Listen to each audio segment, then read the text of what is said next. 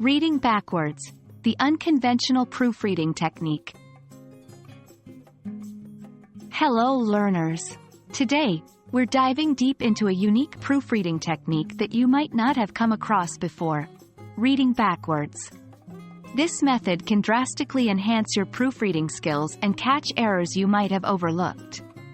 Let's get started. Reading a text from end to beginning might sound counterintuitive. However, this method 1. Breaks the flow and forces you to focus on individual words. 2. Makes you more likely to spot spelling and grammar errors.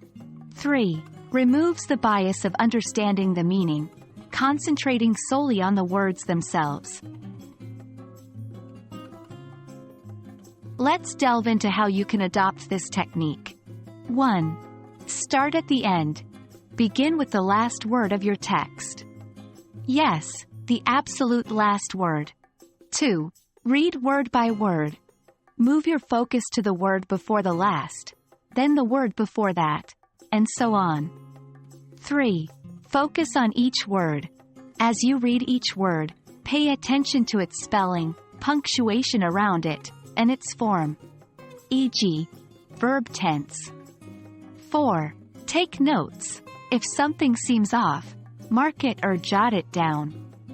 5. Go back to normal. Once you've read the entire text backwards, read the sentences or sections where you found potential errors in the regular order. This will help you decide if changes are needed in context. 6. Reiterate if necessary. For longer texts, you might want to break this into sections and proofread section by section.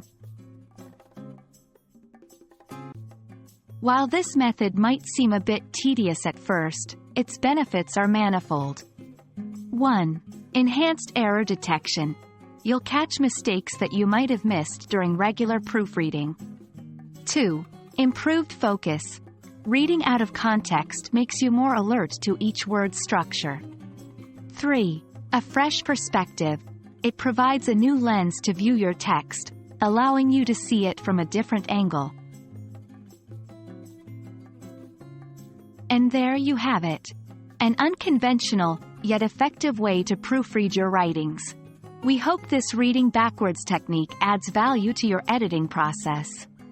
Happy proofreading, and remember, sometimes looking at things from a different perspective or direction can make all the difference.